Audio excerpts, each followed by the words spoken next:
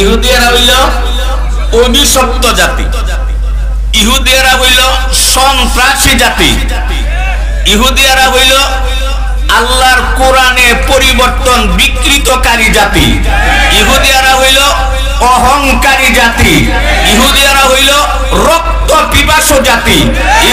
ইহুদির দল সবসময় মুসলমানের রক্ত নিয়ে হুলি খেলা খেলতে চায়। এটা আজকের কথা নয়, এটা অনেক দিন পুরাতন কথা। এই জন্য আল্লাহ তাআলা ইহুদিদেরকে জুরিবাত আলাইহিমুল জিল্লাতু ওয়াল মাসকানা, তারা টাকার মালিক হইতে পারে, অস্ত্রের মালিক হইতে পারে, ব্যাংক ব্যালেন্সের মালিক হইতে পারে, অর্থকড়ির মালিক হইতে পারে, অট্টালিকার মালিক হইতে পারে, কিন্তু লাঞ্ছনার চাদর আর পোশাক আল্লাহ তাদের গায়ে লাগাই দিয়েছে। কোরআন সুন্নাহর গবেষণায় দেখেন, ইহুদি জাতি হইল একটা লাঞ্ছিত জাতি, নির্বাসিত জাতি। তাদের ইতিহাস তালাশ করলে দেখা যায় কোথাও তাদের স্থান নাই, কোথাও তাদের ইজ্জত নাই, কোথাও তাদের সম্মান মর্যাদা নাই। না মুহাম্মাদাম মা হুয়া আহলু রাদিতু বিল্লাহি রাব্বান ওয়া বিল ইসলামি দীনান ওয়া বি মুহাম্মাদিন নাবিয়্যান ওয়া রাসূলা।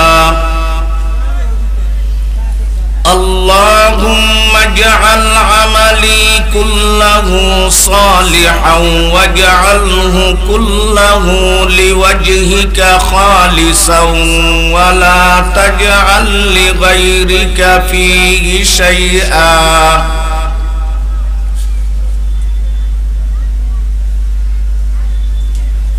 বরকাটুলা ঈদগাহ জামে মসজিদ কমিটি ও যুব সমাজের যৌথ উদ্যোগে আয়োজিত আজকের গুরুত্বপূর্ণ ইসলামী মহাসম্মেলনের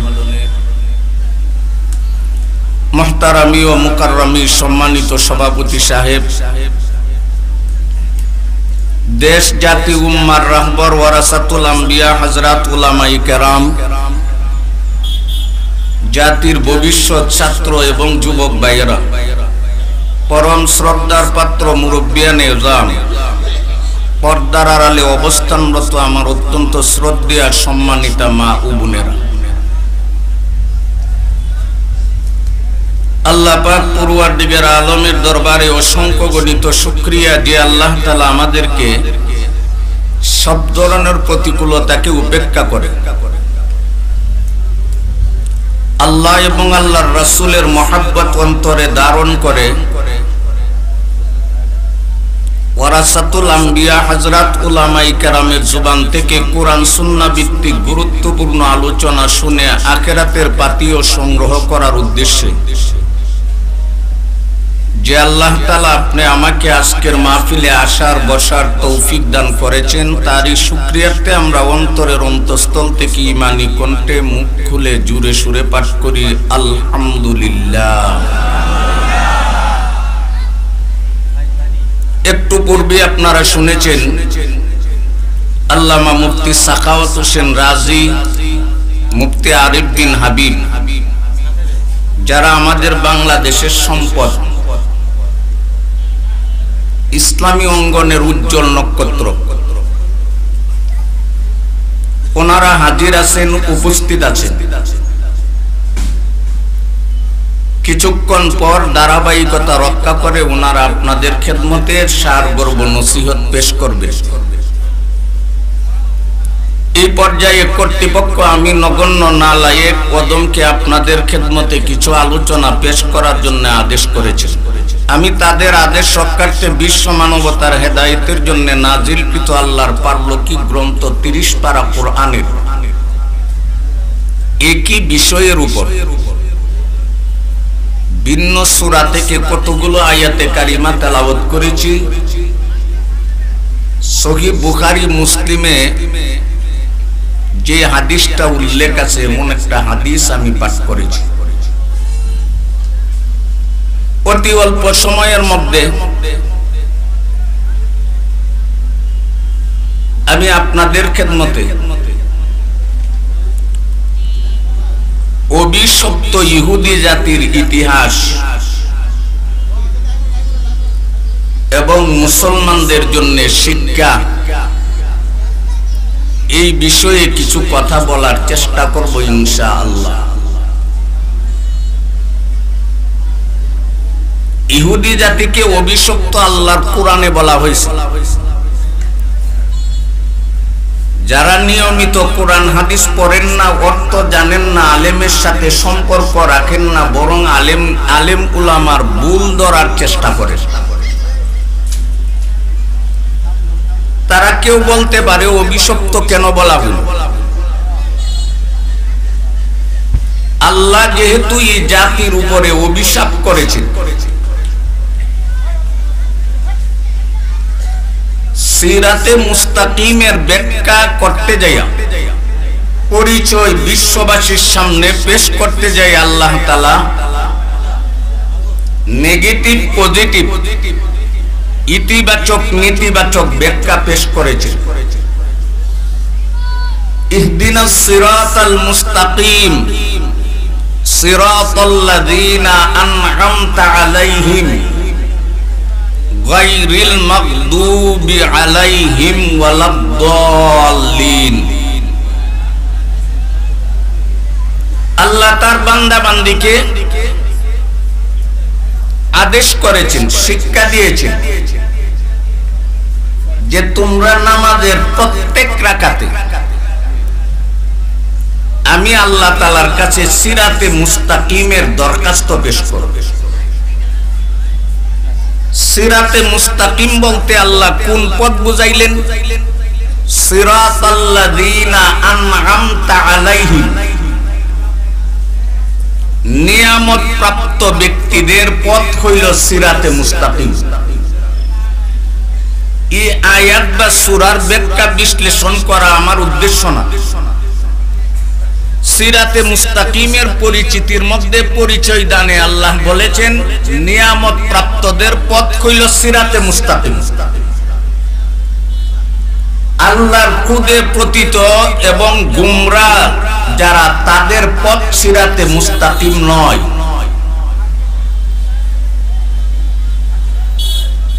নবী রাসূল, সিদ্দিক, শুহাদা, সালেহীন, তাদের পথ হইল সিরাতে মুস্তাকিম।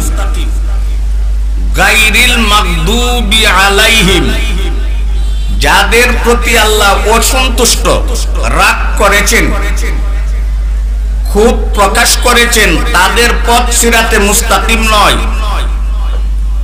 যারা পথভ্রষ্ট গুমরাহ, তাদের পথ সিরাতে মুস্তাকিম নয়। গায়রিল মাগদুবি আলাইহিম, মাগদুবি আলাইহিম বলতে কাদেরকে বুঝাইছেন? দাল্লিন বলতে কাদেরকে বুঝাইছেন? এর একটা ব্যাখ্যা এবং তাফসীর হইল,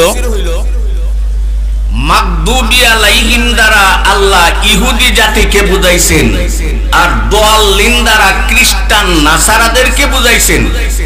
সহজ কথা, সংক্ষিপ্ত কথা, স্মরণ রাখার মতো কথা, মানার মতো কথা, ইহুদ নাসারার পথ সিরাতে মুস্তাকিম হইতে পারে না। যেই পথ ইহুদ এবং নাসারাদের, এটা সিরাতে মুস্তাকিম না। আর সিরাতে মুস্তাকিম যেটা, এটা ইহুদ নাসারার পথ হইতে পারে না। আরেক আয়াতে আল্লাহ তাআলা সরাসরি তাদের উপরে লানত করেছেন। কাজে ইহুদিয়ারা হইল মালউন জাতি, অভিশপ্ত জাতি। বলেন ইহুদিরা কি জাতি? আপনাদের লজ্জা লাগে না, ভয় লাগে? ইহুদিয়ারা হইল অভিশপ্ত জাতি। ইহুদিয়ারা হইল সন্ত্রাসী জাতি। ইহুদিয়ারা হইল আল্লাহর কোরআনে পরিবর্তন বিকৃতকারী জাতি।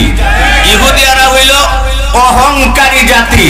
ইহুদিয়ারা হইল রক্ত পিপাসু জাতি। ইহুদির দল সবসময় মুসলমানের রক্ত নিয়ে হুলি খেলা খেলতে চায়। এটা আজকের কথা নয়, এটা অনেক দিন পুরাতন কথা। এই জন্য আল্লাহ তাআলা ইহুদিদেরকে যুরিবাত আলাইহিমুজ জিল্লাতু ওয়াল মাসকানা, তারা টাকার মালিক হইতে পারে, অস্ত্রের মালিক হইতে পারে, ব্যাংক ব্যালেন্সের মালিক হইতে পারে, অর্থকড়ির মালিক হইতে পারে, অট্টালিকার মালিক হইতে পারে, কিন্তু লাঞ্ছনার চাদর আর পোশাক আল্লাহ তাদের গায়ে লাগাই দিয়েছেন। কোরআন সুন্নাহর গবেষণায় দেখেন, ইহুদি জাতি হইল একটা লাঞ্ছিত জাতি, নির্বাসিত জাতি। তাদের ইতিহাস তালাশ করলে দেখা যায় কোথাও তাদের স্থান নাই, কোথাও তাদের ইজ্জত নাই, কোথাও তাদের সম্মান মর্যাদা নাই। এই জন্য আমি ইহুদিদের সংক্ষিপ্ত পরিচয়, তারা কোত্থেকে আসলো, তাদের বংশ পরিচয় কি, তাদের ধর্মীয় পরিচয় কি, স্বভাবগত পরিচয় কি, কটা কথা বললাম? তিনটা। ইহুদিদের বংশগত পরিচয় এক নাম্বার। দুই নাম্বার হইল ইহুদিদের ধর্মগত পরিচয়। তিন নাম্বার হইল তাদের স্বভাব চরিত্রগত পরিচয়, যেটারে আমরা গ্রাম দেশের ভাষা কইব খাদ্যগত পরিচয়। খাদ্য একজন আরেকজনের সাথে লাগলে কি কত তোর খাদ্যটা বদলাইলে,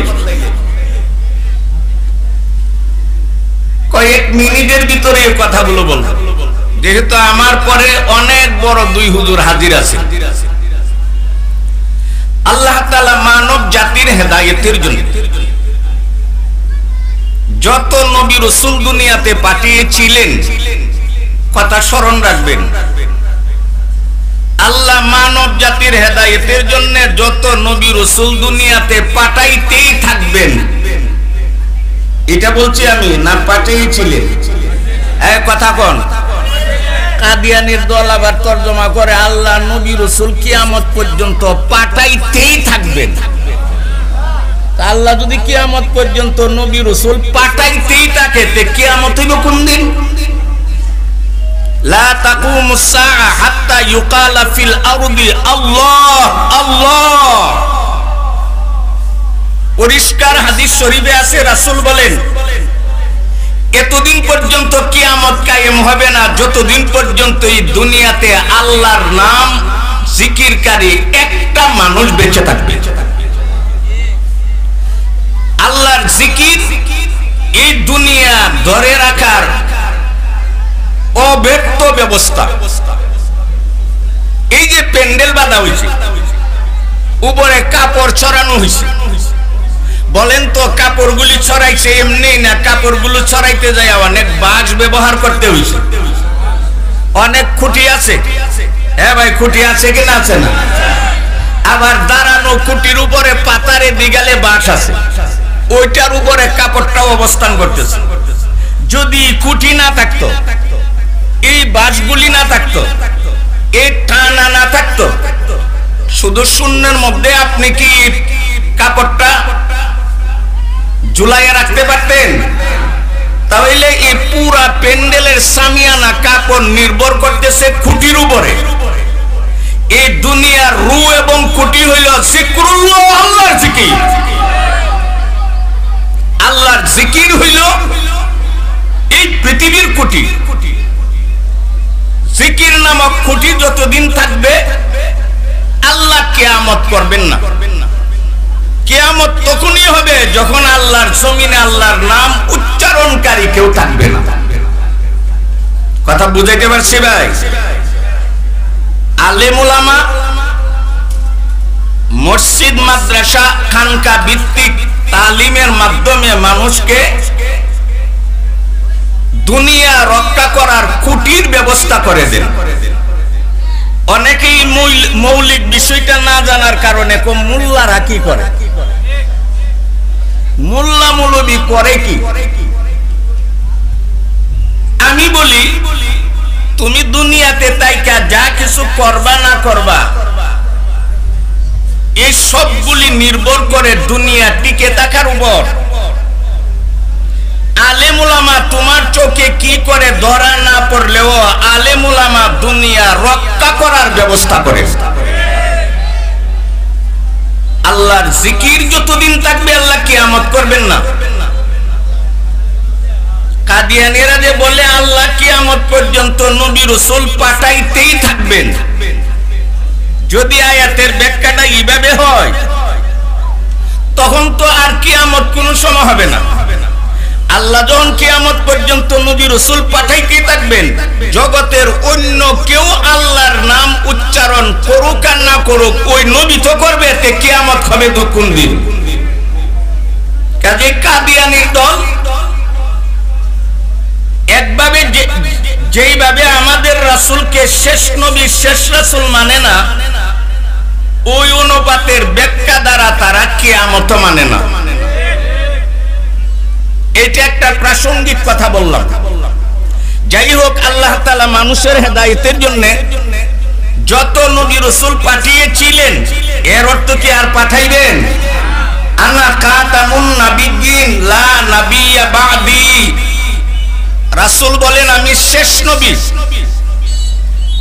আমাদের নবী খাতামুন নাবিয়্যিন, আমাদের নবী খাতামুল উলুম, আমাদের নবী খাতামুল আমাল, আমাদের নবী খাতামুল আখলাক।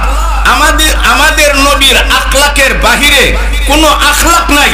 আমাদের নবীর ইলম আর শিক্ষা আর তালিমের বাহিরে কোনো তালিম নাই। আমাদের নবীর দর্শনের বাহিরে আর কোনো দর্শন নাই। আমাদের নবীর পরে কিয়ামত পর্যন্ত আর নতুন নবুয়ত নিয়ে কেউ আসবে না, আল্লাহ সিদ্ধান্ত নিয়ে গেছেন। তবে পৃথিবীর এই এলোপাতারি অবস্থাকে আবার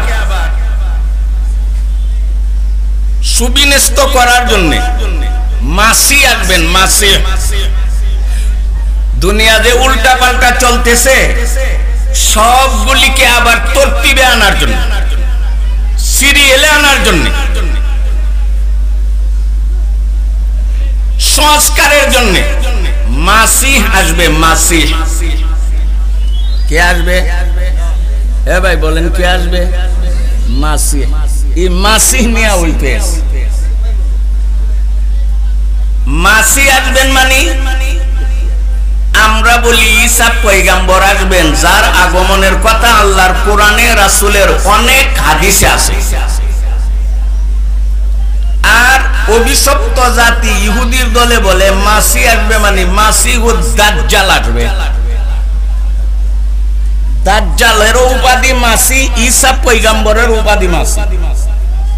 অনেক অলৌকিক বিষয় ঈসা পয়গম্বর দ্বারা যেমন প্রকাশ পাইবে, অনেক জিনিস তিনি নিয়ন্ত্রণ করবে, দাজ্জালে ওইটা করবে। এজন্য ইহুদিরা বলে মাসি আসবে মানে দাজ্জাল আসবে। দাজ্জাল আইসা আমাদের পক্ষ নিবে, দাজ্জাল আইসা তাদের পক্ষ নেবে, তখন তারা বিশ্ব জয় করবে। আর আমরা বলি আমাদের মাসি ঈসা পয়গম্বর আসবেন, ইমাম মাহদি আইসা তোমাদের মাসিকে হত্যা করবে। এটাও হাদিসের কথা। ঈসা পয়গম্বরের হাতের আঘাত দাজ্জালের উপরে যতদিন না পড়বে ততদিন পর্যন্ত কিয়ামত হবে না।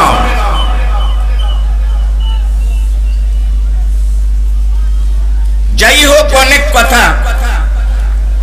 আল্লাহ মানুষের হেদায়েতের জন্য যত নবী রাসূল দুনিয়াতে পাঠিয়েছিলেন, এর মধ্যে জগৎ বিখ্যাত সুখ্যাত সকলের কাছে পরিচিত ইসলামের অনেক বিধিবিধান পালন করতে যাইয়া ওই মহামানবটার কথা আমাদের অহরহ স্মরণ হয়, যাকে আবুল আম্বিয়া বলা হয়, যার পরবর্তী বংশ থেকে হাজার হাজার নবী রাসূল আল্লাহ দুনিয়াতে যথাসময়ে বিভিন্ন এলাকাতে পাঠিয়েছিলেন। এমন একজন জগৎ বিখ্যাত জলিলুল কদর পয়গম্বর হযরত ইব্রাহিম খলিলুল্লাহ আলাইহিস সালাতু ওয়াস সালাম। বলেন আপনারা নাম শুনছেন কিনা? ওনারে নিয়ে সবাই টানাটানি। ইহুদেরা বলেন উনি আমাদের মুরব্বী, যেহেতু আমরা এই বংশের ইহুদ নাসারারা বলে, মক্কার বেঈমানরা কয় আমরা তো ই ধরবে ওনার অনুসারী, আর মুসলমানরা দে ওনার অনুসারী। এটা তো কোরআন হাদিস দ্বারা প্রমাণিত। এই দৃষ্টিকোণ থেকে বললে বলা যায় ইব্রাহিম আলাইহিস সালাম সকলের কাছে যেমন সুপরিচিত, সবাই ওনাকে মানে। কেউর মানাটা আল্লাহ গ্রহণ করেন, কেউর মানাটা আল্লাহ গ্রহণ করেন না, তবে ওনার প্রতি শ্রদ্ধা নিবেদন সব জাতি কইরা থাকে। মক্কার মুশরিকরা বলতো আমরা তো উনার অনুসারী। আল্লাহ আয়াতে বলেন ইব্রাহিম তো মুশরিক না, তোমরা শিরিক পাইলা কোথায়? এই ইব্রাহিম আলাইহিস সালাম কি মুশরিক ছিল? শিরিক উৎখাতকারী ছিল। এই ইব্রাহিম আলাইহিস সালামের এক বিবির নাম আছেন সারা।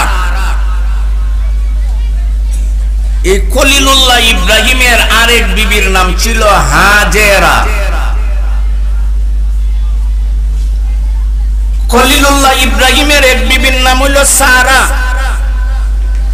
খলিলুল্লাহ ইব্রাহিমের আরেক বিবির নাম হইল হাজেরা। খলিলুল্লাহ ইব্রাহিমের বিবি হাজেরার গর্ভ থেকে যে ছেলে জন্ম নিয়েছেন উনি হইলেন জবিহুল্লাহ হযরত ইসমাঈল আলাইহিস সালাম। বুড়াকালে ইব্রাহিম আলাইহিস সালাম আল্লাহর কাছে দোয়া করছিলেন রব্বি হাবলি মিনাস সালিহিন, আল্লাহ আমাকে নেক সন্তান দাও। এই আয়াতের ব্যাখ্যাতে মুফাসসিরিনে কেরাম লেখছেন যারা আল্লাহর কাছে সন্তান চাইবে, সন্তানের জন্য দোয়া করবে, ও আল্লাহ আমারে সন্তান দাও, এতটুকুর ভিতরে এইভাবে দোয়া করবে না আল্লাহ আমাকে নেক সন্তান দাও, এই দোয়াটা করবে। কোনটা করবে বলেন? সন্তান পাওয়া গেলেই জীবন সফল হয় না। অনেক মাতা পিতা সন্তানের কারণে কলঙ্কিত হয়। কাজে আল্লাহর কাছে চাইবার সময় নেক সন্তান চাইতে হবে। মাতা পিতা ভালো, আভিজাত্য পরিবারের লোক, শরীফুন নসব, কলঙ্কির স্পট নাই, সমাজে তাদের মর্যাদা আছে, কিন্তু তাদের সন্তানের কারণে মাতা পিতা ইজ্জত হারাইতেছে। এজন্য আল্লাহর কাছে আমরা শুধু সন্তান চাইবো না নেক সন্তান চাইবো? বলেন কি চাইবেন? ইব্রাহিম আলাইহিস সালাম আল্লাহর কাছে দোয়া করলেন আল্লাহ আমাকে নেক সন্তান দাও। বুড়াকালে বার্ধক্যজনিত অবস্থায় ইব্রাহিম নেক সন্তানের দোয়া করলেন, আল্লাহ তাআলা তার দোয়া কবুল করে নিলেন। বলেন বুড়া মা বাপের মাধ্যমে আল্লাহ সন্তান দিতে পারেনি? আমরার গবেষণা হইল জোয়ান থাকতে হয়। সন্তান জন্ম নেয় যুবক যুবতী থেকে, আর আল্লাহর কুদরতে বলে আমি বৃদ্ধ বিদ্যার মাধ্যমে সন্তান দিতে পারি, বাপ ছাড়া শুধু মার মাধ্যমে দিতে পারি, মা বাপ ছাড়া আমি আমার কুদরতেও দিতে পারি। বলেনি আদম আলাইহিস সালামের মা বাপের কি নাম?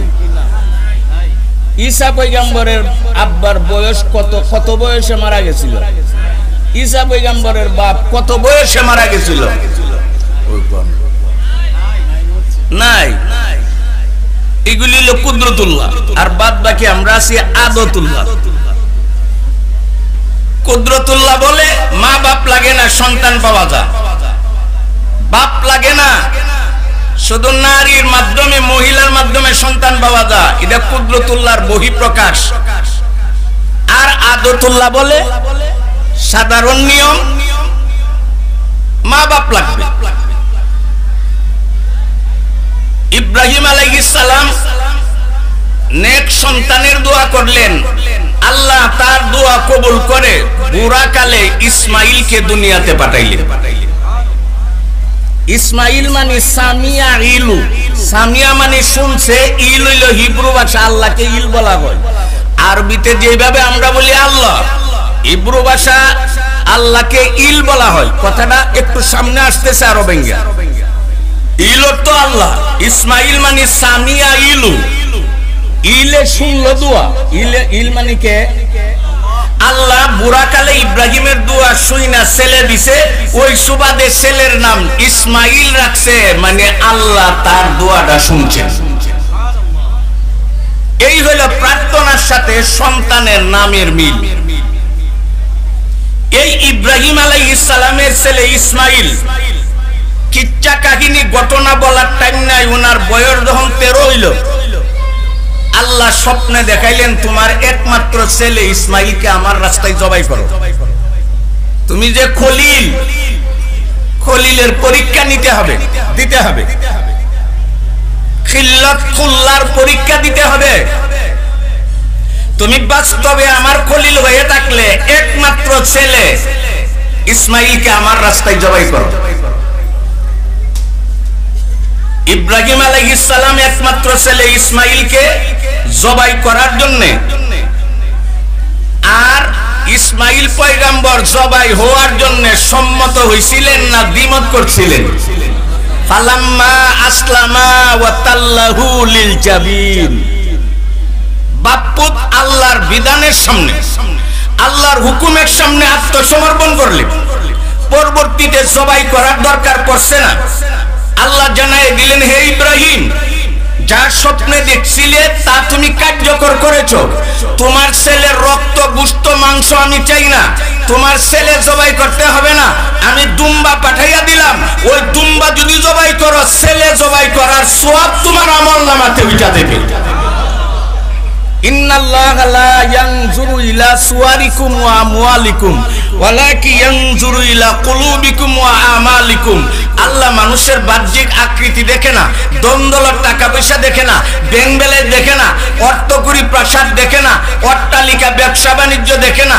আল্লাহ মানুষের আমল এবং কলব দেখেন। কলব যদি আল্লাহমুখী হয়ে যা, আল্লাহ ছেলে কুরবানি না দেওয়া অন্য পশুর মাধ্যমে ছেলে জবাইয়ের সওয়াব দিয়ে থাকেন। আল্লাহর দৃষ্টি মানুষের রঙের দিকে, মাল সম্পদের দিকে, কলবের দিকে।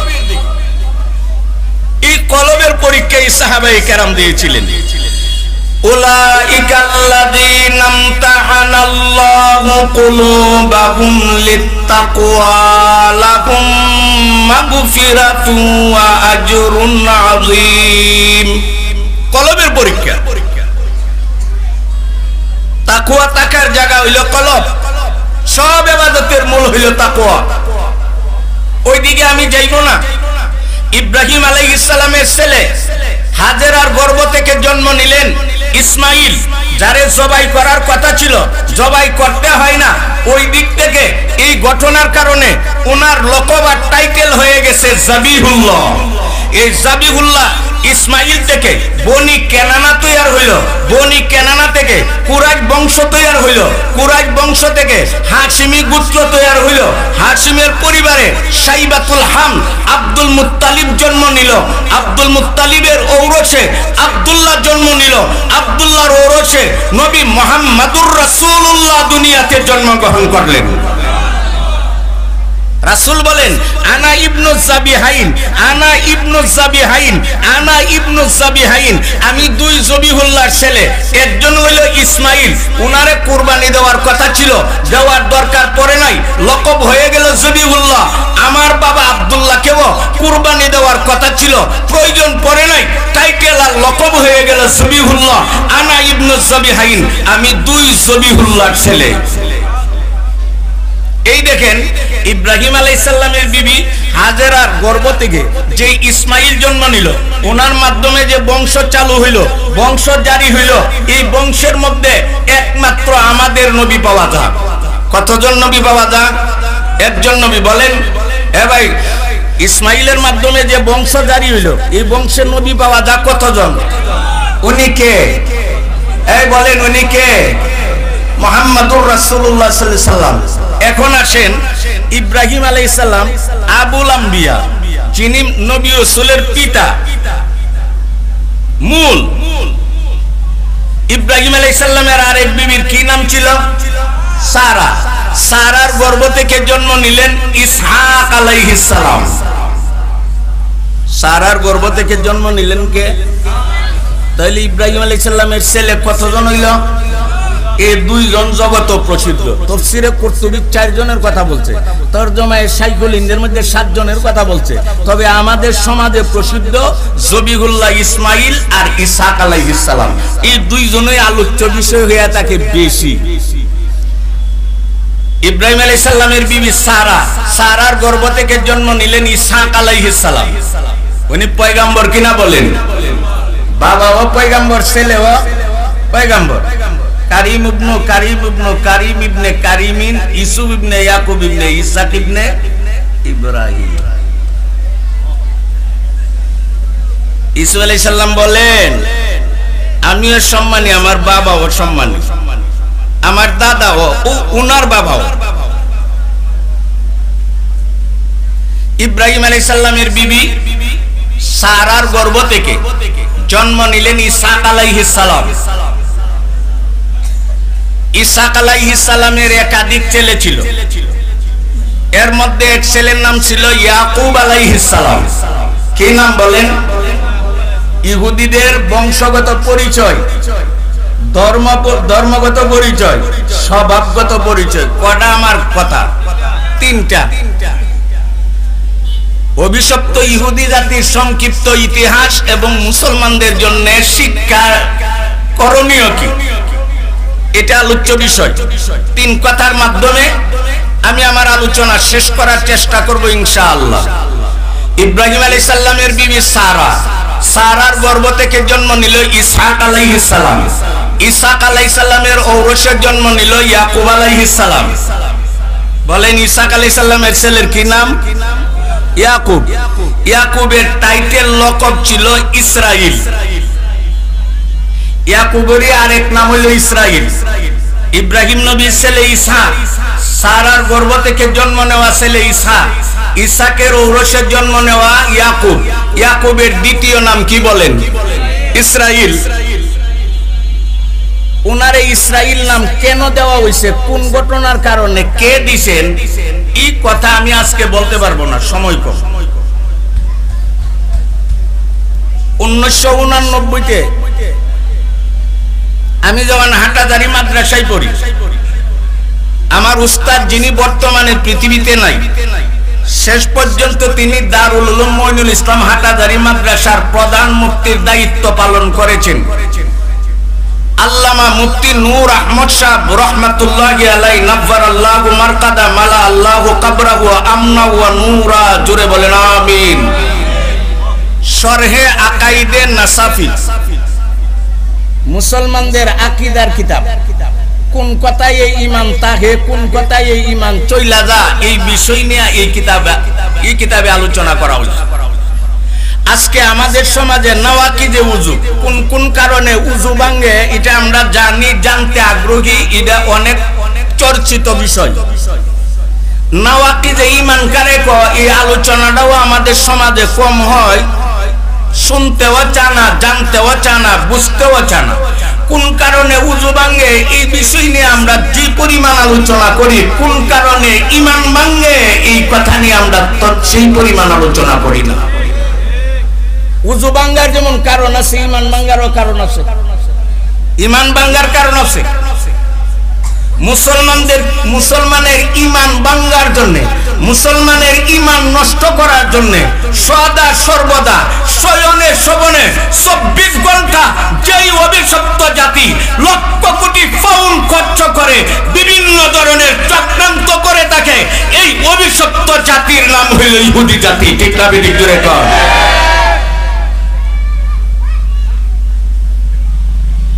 লান তারদা আনকাল ইয়াহুদু ওয়ালান নাসারা হাত্তা তাত্তাবিআ মিল্লাতাহুম। আল্লাহ রাসূলকে সাবধান করেছেন। রাসূলের মাধ্যমে কিয়ামত পর্যন্ত আনেওয়ালা সর্বকালের সর্বস্থানের সমস্ত মুসলমান নরনারীকে আল্লাহ সতর্ক করেছেন, ও মুসলমানরা, ও আমার হাবিব মুহাম্মদ, ইহুদ নাসারা আপনার উপরে এতক্ষণ পর্যন্ত সন্তুষ্ট হবে না যতক্ষণ পর্যন্ত আপনি ঈমান ইসলাম জলাঞ্জলি দিয়ে তাদের ইহুদি আর খ্রিস্টবাদ গ্রহণ না করবেন। তাহলে ইহুদ নাসারা চা আমরা ঈমান বিক্রি করে ইহুদি হয়ে যেতাম, নাসারারা চা আমরা ঈমান বিক্রি করে নাসারা হয়ে যেতাম। ঠিক না বেঠিক জোরে কোন? বরং অনেক কথা। ওয়াকালু লা ইয়াদখুলাল জান্নাতা ইল্লা মান কানা হুদান আও নাসারা। ইহুদ নাসারা বলে জান্নাত আমরা, নাউজুবিল্লাহ বলেন। ইহুদ এবং নাসারাদের দাবি হইল জান্নাত আমরার মুরিসি সম্পদ। কেউ যদি জান্নাতে যাইতে চাও ইহুদি হইতে হবে, কেউ যদি জান্নাতে যাইতে চাও নাসারা হইতে হবে। ইহুদি জাতি বলে কেউ জান্নাতে যাইতে গেলে ইহুদি হইতে হবে, খ্রিস্টান নাসারার দাবি হইল জান্নাতে যাইতে গেলে নাসারা হইতে হবে। ওয়াকালাতিল ইয়াহুদু ওয়ান নাসারা নাহনু আবনাউল্লাহি ওয়া আহিব্বাউ। ইহুদ নাসারা বলেন আমরা হইলাম আল্লাহর সন্তান, নাউজুবিল্লাহ বলেন। আমরা হইলাম আল্লাহর প্রিয় পাত্র, আল্লাহর প্রিয় মানুষ হইলাম আমরা, আল্লাহর বন্ধু হইলাম আমরা, আল্লাহর সন্তান হইলাম আমরা। এই দাবি কেন করে? তারা যুক্তি দিয়ে বুঝাইতে চায় আমরা যখন আল্লাহর প্রিয় পাত্র, আমরা যখন আল্লাহর সন্তান, বাবা চানা সন্তানকে আগুনে জ্বালাইতে, সুতরাং আল্লাহ আমরারে জাহান্নামে দিবে না, আমাদেরকে জান্নাতে দিবে। আল্লাহ নবী মুহাম্মদুর রাসূলুল্লাহর মাধ্যমে এই আয়াত যা তেলাওয়াত করেছি এর পরবর্তী অংশে আল্লাহ প্রশ্ন ছুড়েছেন, কুল রাসূল আপনি বলেন যারা বলে তারা আল্লাহর সন্তান, আল্লাহর প্রিয় পাত্র, তাদের জন্য জান্নাত অবধারিত, জাহান্নামে যাইবে না। আপনি প্রশ্ন করেন কুল ফাবিমা ইউআযযিবুকুম বিযুনুবিকুম, তোমাদেরকে তাহলে আল্লাহ তোমাদের গুনার কারণে শাস্তি কেন দেন? তোমরা যদি আল্লাহর সন্তান হয়ে থাকো, আল্লাহর প্রিয় পাত্র হয়ে থাকো, জান্নাতের এত বড় হকদার আর অধিকারী হয়ে থাকো, জাহান্নামে তোমরা যাইবাই না, তাহলে গুনার কারণে আল্লাহর শাস্তি দেয় কেন? তখন প্রশ্ন থাকে কি শাস্তি দিছে? তোরার বাপদাদারে একবার শনিবারে মাছ মাইরা বিয়াদবি করার কারণে বান্দর বানাইয়া ছাড়ছেন। ঠিক না বেঠিক জোরে কোন? এজন্য জগতের ইহুদির দল হইল বান্দরের দল, তারা হইল বান্দরের দল, তারা বেঙ্গের নাতি, বান্দরের বাচ্চা। ঠিক না বেঠিক জোরে কোন?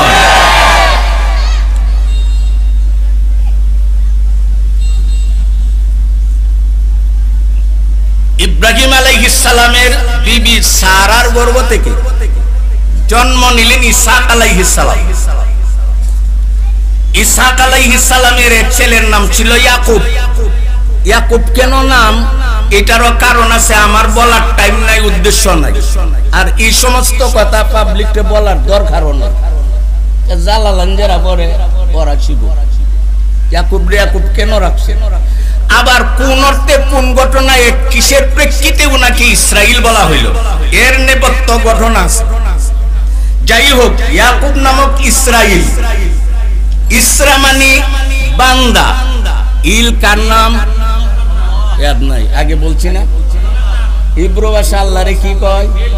ইল, আর ইসরা অর্থ বান্দা। তাইলে ইসরাইল অর্থ কি হইল?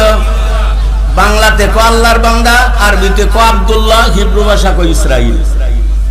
একই কথা, শব্দের বেশ কম, মূল জিনিসে ইসরাইল মানে আল্লাহর বান্দা। ওনার বিশেষ এক ঘটনার কারণে এই লকব আর টাইটেল দান করা হয়েছিল। ইয়াকুব নামক ইসরাইলের 12 জন ছেলে ছিল। কতজন? ভাই জোরে কোন কতজন ছেলে? 11 নম্বর ছেলে ছিল ইউসুফ আলাইহিস সালাম, 12 নম্বর ছেলে ছিল বিনিয়ামিন। 12 নম্বর ছেলের কি নাম? ও বেনিয়ামিন নেতানিয়াহু, ও বর্তমানের নেতানিয়াহু। হ্যাঁ, নেতানিয়াহু না, তবে এই নেতানিয়াহু নবী বংশের মানুষ। কথা কোনা, এরা নবীর বংশের না। এই ইহুদি জাতি তো নবীর বংশের, কথা বুঝে। নবীর বংশ বলার কারণে এরা শিখতে গেছে। আরে নবীর বংশ তো কাচ্চত খারাপ, বংশ তো নবী, কাচ্চত খারাপ। লানত পাইছে কাচ্চতের কারণে, বংশের কারণে নয়। বংশের কারণে মান্না পাইছে, বংশের কারণে সালুয়া পাইছে, বংশের কারণে সাল্লাল্লাহু আলাইহিমুল গামাম পাইছে, বংশের কারণে ফল পুরট পাইছে, বংশের কারণে অনেক কিছু পাইছে, আর কাচ্চতের কারণে জাহান্নাম পাইবে। ঠিক না বেঠিক জোরে কম? কাচ্চতের কারণে মাগদুবি আলাইহিম হচ্ছে, কাচ্চতের কারণে দাল্লিন হচ্ছে, কাচ্চতের কারণে লানাতুল্লাহি আলাইহিম হচ্ছে, কাচ্চতের কারণে বিতাড়িত হইছে, কাচ্চতের কারণে দুরিবাত আলাইহিমুল যিল্লাতু ওয়াল মাসকানা হইছে, ওয়া বাউ বিগাদাবিন মিনাল্লাহ হইছে। এগুলি সব আবার কাচ্চতের কারণে। ইব্রাহিম আলাইহিস সালামের বিবি সারার গর্ভ থেকে ইসহাক জন্ম নিলেন।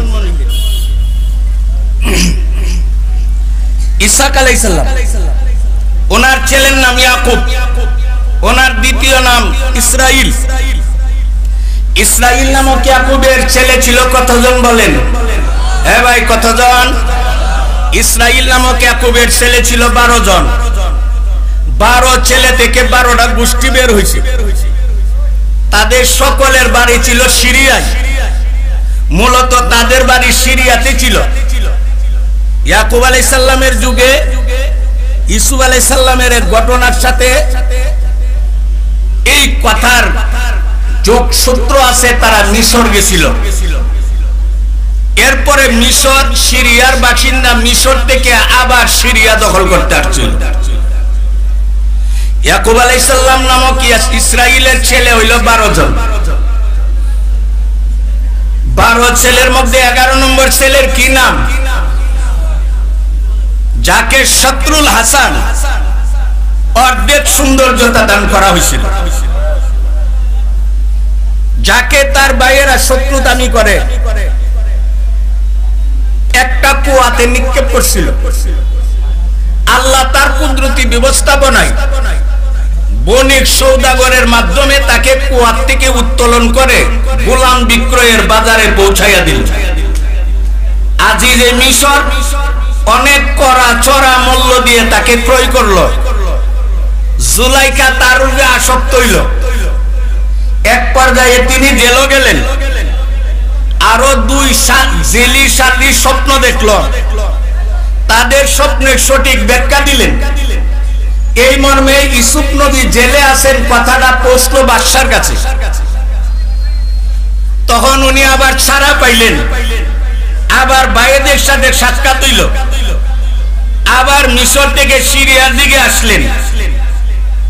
অতীতের ভাইদের পক্ষ থেকে যত ধরনের জুলুম নির্যাতন বিয়াদবি ছিল, লা তাসরিবা আলাইকুমুল ইয়াউম, আজকে তোমাদের প্রতি আমার কোনো অভিযোগ নাই বলে তিনি সাধারণ ক্ষমা ঘোষণা করলেন। এই হইল নবীদের কাজ। নবীরা ক্ষমা করতে জানে।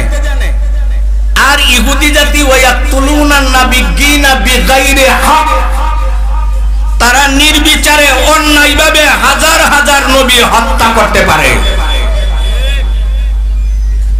এই যে ইহুদি জাতি নির্বিচারে সম্পূর্ণ অন্যায়ভাবে লক্ষ লক্ষ নবী হত্যা করেছিল, এটা বংশের কারণে না খাচ্চতের কারণে? বলেন, এটা বংশ দোষ না স্বভাব দোষ? স্বভাব খারাপ। আল্লাহ বলেন তোমরা স্বভাব যখন এতই খারাপ, কোটি কোটি পাউন্ড আর ডলারের মালিক হওয়ার পরেও তোমাদের অভাব মুছবে না। সবসময় তোমরা আধিপত্য বিস্তারের স্বপ্নে দেখতে থাকবা, মানুষ মারতে থাকবা, দেশ দখল করতে থাকবা।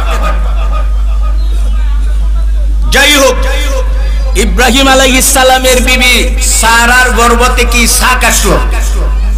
ইসহাকের ঔরসে ইয়াকুব আলাইহিস সালাম জন্ম নিলেন। ইয়াকুব নামক ইসরাইলকে আল্লাহ 12 ছেলে দিলেন। 12 ছেলে দ্বারা 12টা গোষ্ঠী তৈরি হইল। বলেন 12 ছেলের গোষ্ঠী কতটা হইল? বলেন এই 12 ছেলে কার? ইয়াকুব আলাইহিস সালামকে, ইসহাক পয়গম্বরের ছেলে। ইসহাক পয়গম্বরকে ইব্রাহিম আলাইহিস, এই জন্য ওনাকে আবুল আম্বিয়া বলা হয়, নবীদের পিতা, নবী বংশের পিতা উনি। ইয়াকুব নামক ইসরাইলের 12 ছেলে থেকে 12 গোষ্ঠী তৈরি হইল। এই পুরা 12 গোষ্ঠীকে পবিত্র কোরআনে বনি ইসরাইল বলা হয়। যারা নিয়মিত কোরআন তেলাওয়াত করেন, অর্থও জানেন, আপনাদেরকে আমার আর বুঝাইবার দরকার নাই। আর আমি যত জায়গাতেই ওয়াজ করি, কোনো আলেম আমার সংগঠিত ব্যক্তি নয়, কারণ আলেম উলামাকে বুঝাইবার মতো শক্তি যোগ্যতা আমার নাই। আমি টুকটাক কথা বলে থাকি, আম জনতা নিয়ে দিনই কিছু আলোচনা কইরা থাকি। যারা কোরআন পড়েন, অর্থ জানেন, তাফসীর ব্যাখ্যা বিশ্লেষণ জানেন, আপনারা অবশ্যই আমার কথা কোথায় যাইয়া শেষ হবে বলার আগে বুঝতে পারতেছেন। যারা অর্থ জানেন না তবে তেলাওয়াত করতে পারেন, এমন মানুষ আসেনি বাংলাদেশে। বাজিতপুর এলাকার কথা বলছি না, বাংলাদেশও আসেনি। তেলাওয়াত করতে পারে, অর্থ জানে না। তেলাওয়াত করতে পারেন, অর্থ জানেন না এমন ভাইদেরকে বলবো, আপনারা দেখবেন কোরআনের মধ্যে প্রায় জায়গাতে ইয়া বানি ইসরাইল আসেনি শব্দটি। উযকুরু নিয়ামাতাল্লাহিল্লাতী আনআমতু আলাইকুম। ইয়া বানি ইসরাইল, ইয়া হে, ইয়া অর্থ হে, হরফে নেদা, এটা দিয়ে ডাক দেওয়া হয়, আহ্বান করা হয়। আর বানি ইবনুনের বহুবচন বানিন। আর ইসরাইল কার নাম? ইয়াদ নাই। ইসরাইল কার নাম? তরজমা দিয়েছি না, কার নাম? নাম এক কথা, তরজমা আরেক কথা। হাসিনা অর্থ তো হাসি, হাসিনারে তো হাসিনা যদি অনুবাদে কোন শ্রীমতী হইব নি, ভারত থেকে হচ্ছেন। দেখেন, ইয়া অর্থ হে, বানি অর্থ আওলাদ, সন্তান। ইসরাইল কার নাম? কার নাম? তাহলে ইয়া বানি ইসরাইল অর্থ কি? হে ইসরাইল, ইয়াকুব নামক ইসরাইলের আওলাদ। এখন ইয়াকুব নামক ইসরাইলের ছেলে ছিল 12 জন। 12 জন থেকে 12 গোষ্ঠী বের হইছে, পুরা গোষ্ঠীকে বনি ইসরাইল বলা হয়। এই হলো বনি ইসরাইল জাতির বংশগত পরিচয়। এরপরে বনি ইসরাইলের ধর্মগত পরিচয়। একটার নাম হইল ইহুদি, আরেকটার নাম হইল নাসারা।